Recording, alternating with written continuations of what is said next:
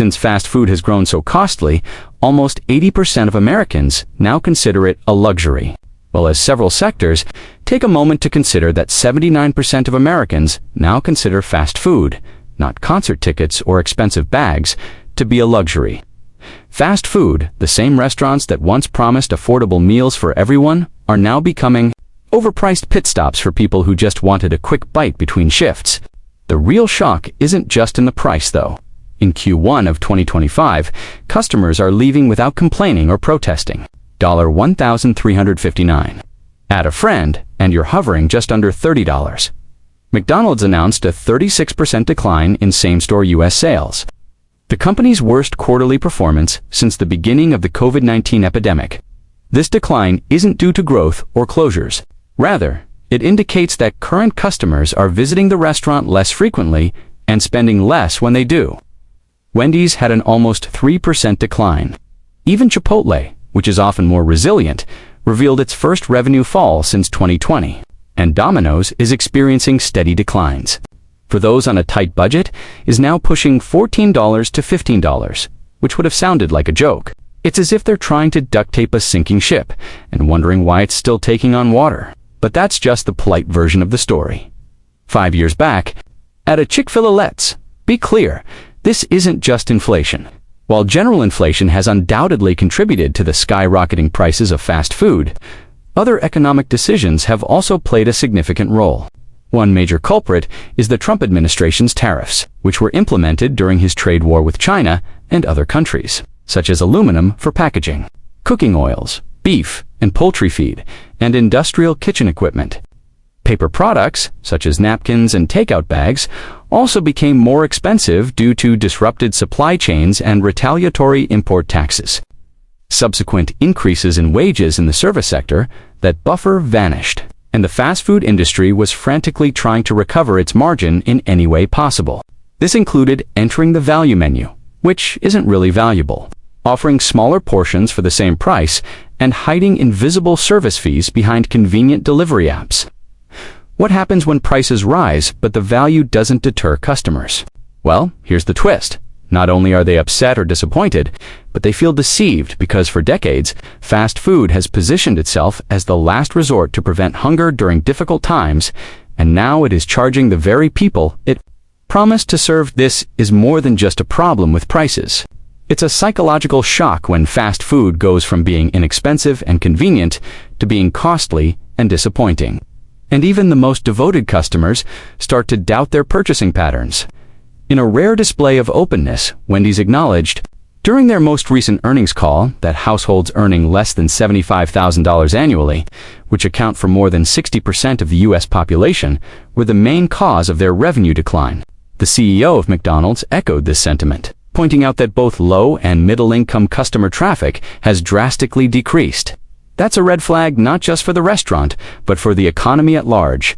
Fast food has always been a canary in the economic coal mine when low-income and working-class families can't afford a $7 burger. A combo something deeper is wrong. What's even more telling is what customers are doing instead. They're not upgrading, they're not replacing fast food with casual dining or meal subscriptions. They're doing what many economists didn't expect. In a consumer-driven society, they're stepping out of the consumption cycle altogether. People are cooking more at home, they're meal prepping, they're skipping impulse food purchases, and actually buying less food overall. And no, this isn't a wellness revolution. Triage people aren't dieting, they're budgeting hunger. So when McDonald's tries to woo them back with a $5 Apion deal that requires 4 clicks to location permissions and a 15-minute wait for cold fries, these customers aren't angry, they're gone. Let's talk about the modern fast food experience because it's become a masterclass in how not to do digital transformation. The average McDonald's app experience now feels like trying to book concert tickets on Ticketmaster. If you're lucky, you're still logged in from the last time.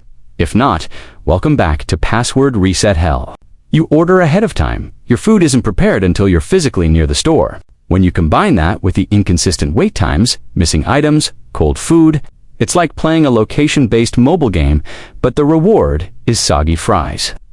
Furthermore, fast food restaurants are using these apps as a loyalty funnel, hiding all of their bargains behind them. However, it isn't innovative to make customers go through technological hurdles in order to save money. People who are unable to pay the entire price are subject to a tax in the past. When hard times hit, Americans didn't stop spending. They traded down and couldn't afford Olive Garden. However, this digital-first strategy might work for tech-savvy brands like Starbucks. However, when your core demographic is working-class families, truck drivers, college students, and minimum-wage workers, forcing them into a bloated app just to get a fair price is a branding disaster in the making. In 2025, something unexpected is taking place.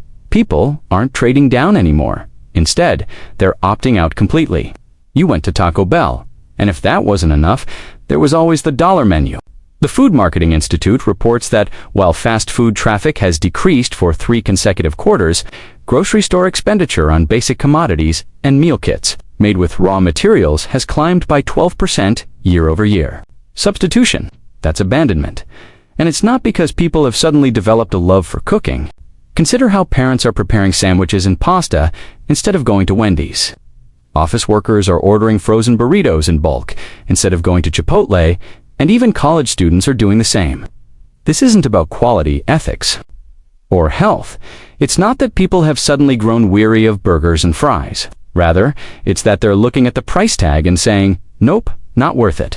This is the reason why America's most careless culinary adventurers are reducing their late-night drive-thru runs, because fast food in America was never just about calories per dollar.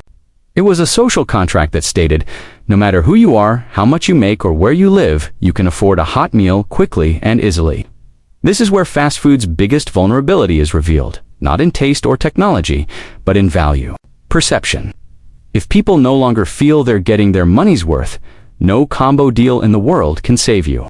People are simply leaving because when fast food stops being fast, it stops being affordable, it stops being convenient, and it stops being fast food at all. American life and what is replacing it.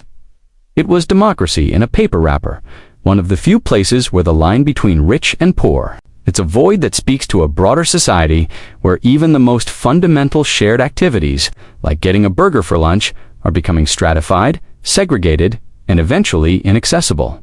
Nothing. That's the frightening bit. This isn't a transfer of power to a new culinary culture. The fall of fast food isn't simply a financial issue for a few large corporations. This is the industry's turning point, and it's either time to go back to the roots or minimal costs, prompt service, reliable value, or keep becoming irrelevant. In addition to failing, the present model's price increases, cost reductions, and digital tricks are alienating customers. Time you visited Taco Bell or McDonald's,